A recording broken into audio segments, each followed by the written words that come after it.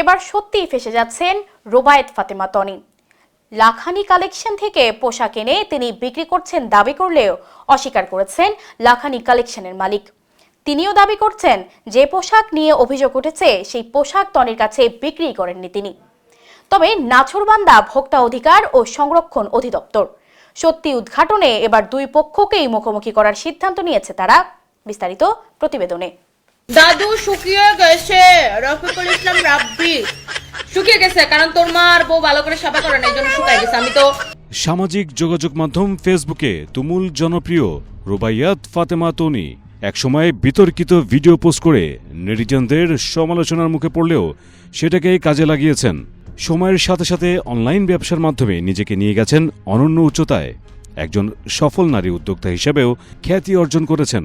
রাজধানীতে বেশ কয়েকটি শোরুম রয়েছে তার। এছাড়াও অনলাইনেও বিক্রি করেন পোশাক সামগ্রী।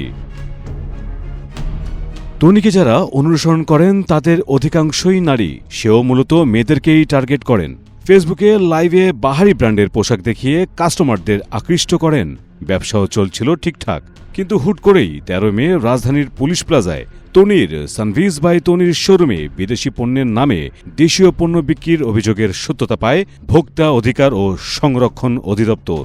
অভিযানে পণ্য আমদানির কাগজ দেখাতে ব্যর্থ হওয়ায় শোরুমটি বন্ধ করে দেয় সংস্থাটি। শোরুম সিলগালা করার 24 ঘণ্টা না পেরোতেই অভিযোগকারীকে সঙ্গে নিয়ে লাইভে আসেন তনি। দীর্ঘ 18 মিনিটের লাইভে তিনি প্রথমেই কিছু সংবাদ মাধ্যমের ওপর ক্ষোভ ঝাড়েন। অভিযোগকারী অ্যাডভোকেট লুবনাকেও নিয়ে আসেন লাইভে। নিজের মন গড়া রসালো রসালো ক্যাপশন দিয়ে ভিউ বাড়ানোর জন্য অনেক রকমের তারা ক্যাপশন দিয়ে তারা নিউজগুলো করেছে। সেটা শুধুমাত্র উদ্দেশ্য প্রণোদিতভাবে আমাকে হ্যারাসমেন্ট করার জন্য। তো যখন কোনো নারী এত সুন্দর করে উদ্যোগ নিয়ে তারা কাজ করছে, কিছু ভুল ত্রুটি থাকতে পারে, তো সেটা আমি অভিযোগ করেছি। আমি প্রোডাক্ট নিয়ে তারা যে জরিমানা করেছে, দ্যাটস ফাইন উইথ মি। রহস্যের জট খুলতে অভিযোগকারী ও তনিকে নিয়ে খোলামেলা আলোচনা বসেন ভোক্তা অধিকার সংরক্ষণ অধিদপ্তর। তনি দাবি করেছিলেন লাখানি কালেকশন থেকে পাকিস্তানি পোশাক কিনে বিক্রি করেছেন তিনি। পরে সেখানেও অভিযান চালায় ভোক্তা অধিকার ও সংরক্ষণ অধিদপ্তর।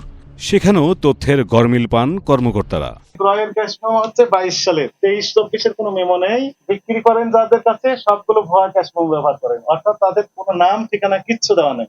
অভিযানের সময়ে লাখানির মালিক দাবি করেন যে পোশাক নিয়ে অভিযোগ উঠেছে ওই ধরনের কোনো পোশাক তনির কাছে তিনি বিক্রি করেননি।